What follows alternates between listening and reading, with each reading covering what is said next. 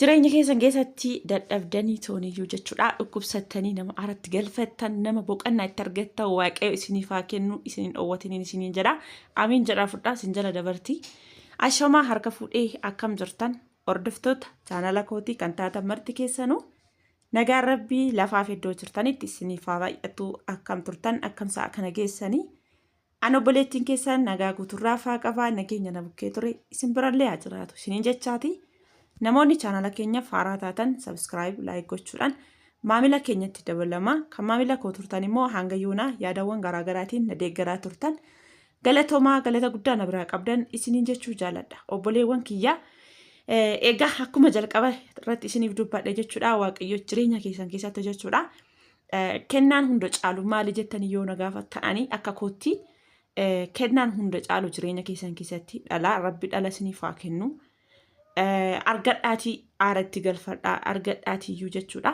Maaliif jira miti keessa garaa keessanii yookas immoo nama itti hafuura baafattan rabbi isiniin dhoowwatiin isiniin jechuu jaaladha. Akkuma argaa jirtan kana duras immoo namoonni beektan hin beektan baay'een keessanii namoonni immoo akka haaraatitti gaafii isinitti ta'uu danda'us immoo ni jirtanii. Kanaaf buna nuuf dhaabee buna dhugaa jirra. Akkuma argaa jirtanii koottaa bunas dhugaan isiniin jechuu jaaladha. Akkasumas immoo Biraazilii kan sadaffamu arfaffaan narratti dhalatus na bukkee jira. Innaa obboleewwan kiyya jireenya keessan keessatti maal isiniin jechuu jaaladha. Maaliif jennaanii kutannoo qabaattanii gara fuulduraatitti tattaafachuufis hojjechuu jireenya keessan maal akka ta'e akkasumas immoo waa'ee jireenya keessanii dhandhamtanii baruudhaaf kan ejjennoo isiniif ta'ee boru nama kanaafan jiraadha nama kanaan bakkaan ga'a jettanii kutannoodhaan akkasiin hojjettan. Lafa isinitti toles lafa isinitti hin tollettis abdii horattanii sirriitti kan hojjettan jechuudha. Kennaa hunda caalu hin jiru. Kennaan hundaa olitti jechuudha. Isa kana caalu hin jiru. Kana qabaattanii jennaani. Kuni sa'aatii isin maallaqa argattanii, sa'aatii isin jireenya keessan guuttattanii, sa'aatii isin makiinaa bitattanii, waa hunda guuttattanitti osoo sa'aatii sana immoo hin arganna jettanii maallaqaan illee waan kamiin jedhayyuu bitamuu kan hin dandeenye kennaa rabbiirraa namaaf kennamudha. Kanaaf waaqayyo yoo nama jaalate kanaan isinaa eebbisu isiniin jechuu jaaladha. Egaa obboleewwan kiyyaa maaliif ijoolleen jechuudha amma fakkeenyaaf umrii keessan gadi aanaadhaan jechuudha waggaa 17-18 gidduutti isteeppiiwwan dhedheeraa keessa dabartan baay'een keessanii jechoota namarraa dubbadhe kana keessa isiniif galuu danda'a. Kanaaf ani amma jireenyotawwan kaleessa umrii waggaa 17-18 dabarsisana. Jireenya koo keessatti akkan ejjennoo godhadhee akkan hojjedhee akkan lafa yaade sana ga'u kan na taasisee akkanani sirriitti bakka keessa kootti dandeettii horadhee toonii hojjedhee bakka lafa abjuuf mul'atu kootii ga'u na taasisee maalidha? Bakka walumaa galatti ilmoo qabaachuu kooti namni kamiyyuu ilmoo qabdan taananii hin beektan eenyumtuu chaalenjii kam keessattiyyuu jechuudha. Keessattuyyuu naannawaa baadiyyaatti warri guddattanii umurii keessan gadi aanaadhaanii jechuudha. In beeku naannawaa kaan jechuudha keenya gara saraalee kanatti jechuudha ijoolleen umurii xixiqqaadhaan kan gaa'ila dhaabanii akkasumas immoo fedhii isaanii malee akkasumas immoo rakkoowwan adda addaatiin bichaa chaalenjii baay'eetu jira. Sana keessa waan akkasii sun isin mudate umurii sanatti chaalenjii akkasiisa warri dabarsitan hin beektan jedhee yaada. Kanaaf immootu ijoollummaa keessanitti jireenya arguunis baay'ee bareedaadha. Ijoollummaa keessanitti jireenya akkasiisan keessatti taruunis immoo boruun keessan maal akka ta'e jireenyi keessan akkamitti akka oofachuu qabdan boru eessa akka ga'uu qabdan isin barsiisa. Maaliif tokkoffaan namni ijoollee baay'een nan beeka. Ijoollee baay'een keenya jireenya isaanii kaleessaa san keessa darban sana yeroo hunda dhoksuuf warri yaadan hin jiranii. Jireenya keessan chaalenjii kaleessa keessa dabartan sana dhoksuudhaaf hin yaadinaa. Maaliif ejjennoo isiniif ta'a. Namoota baay'eedhaaf immoo fakkeenya ta'a. Namoonni baay'ee waa hedduudhaan irraa barachuu danda'u. Kanaaf obboleewwan kiyya maaliif akkasuma jetta jechuun keessan hin ooltanii jalqaba viidiyoo koo irratti seenaa kutaa 1-2-3 jedhee jira. Dhumarrattis immoo seenaa koo sana itti isinii xumura isiniin jedhee tanan waadaa isiniif galee ture. Waaqayyo amma na dandeessisetti ammarraa ka'ee kanan itti isiniif fufu ta'a. Egaa walumaa galatti jechiin amma isinii jedhe kuni namoota galtee fi namoota sirriitti qalbeeffatanii fi waa baay'eedhaaf ejjennoo isiniif ta'a jedhee yaada.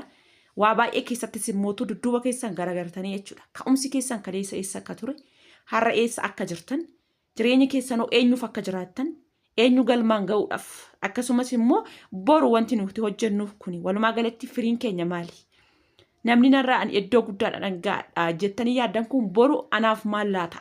Jireenya kootti akkamitti kalalaa naaf ta'uu danda'a jettanii yaaduu qabdanii. Ani keessa koo gaafan amansiisee itti galu har'a garuu gaafan bakkan kaleessa ka'e sana garagaree ilaalu kana jedhee isiniif hin ibsu garuu keessa kootti maaliif jennaanii hammam akkam fagaadhe barumsa agamiis immoo akkan kaleessa koorra argadhe namoota baay'eefis immoo agam akkam fakkeenya ta'e akka ollaatittis ta'e akka naannawaatti guddadheetti waa hedduudhani keessa kootti deebi'ee oonan of gaafadhe deebii gahaa deebii qubsa kanaan ani argadhu isiniin jechuu barbaadetanani.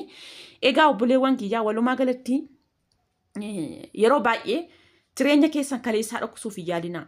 Namaa wal bartanii kaatanii inni yeroo baay'ee isiniin jedhu sunis kana. Maaliif jireenyi itti fufa kaleessa rakkoo keessatti tartaniidhaaf jireenyuma sana jiraattanii miti. Jijjiiramuu dandeessan jireenyi itti fufa.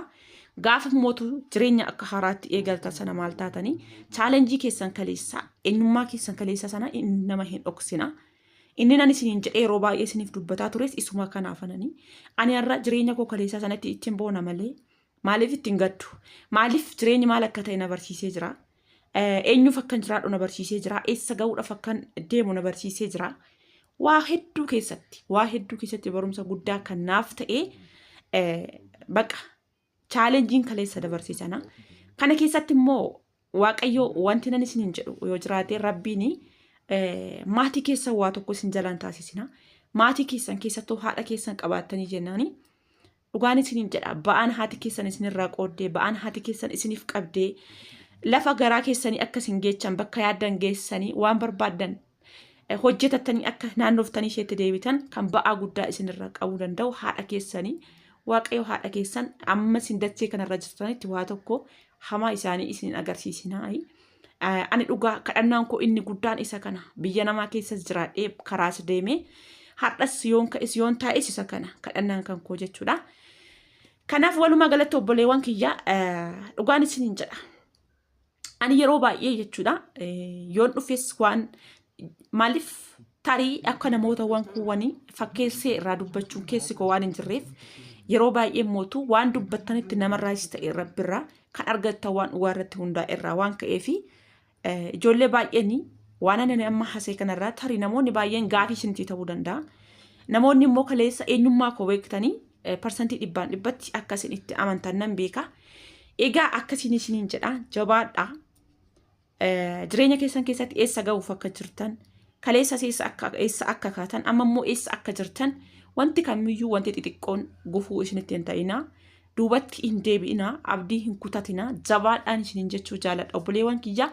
Egaa maaliif har'a geessanii tooniyyuu ani sa'aatii kanatti yaa Waaqayyo galanni siif haa ta'u irra caalatti harka fayyaa miila fayyaa biyya kootti na deebisu maatii nagaatti akkam biraa ba'etti isaanitti deebi'ee isaanitti galuu nanaaf qabeenya hunda dursarra qabeenyi guddaan isa baqa. Maaliif biyyaa ba'ee hin nyaanna jedhee kan biyyatti hafe baay'een isaanii jiru obboleewwan keenya kan nu biraa hafan baay'ee isaanii jiru.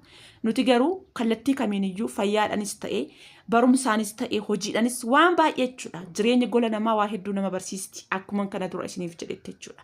Kanaaf san hundumayyuu dabarsinee dhufnee har'a as geenya jirra. Waaqaaf galanni haa ta'u.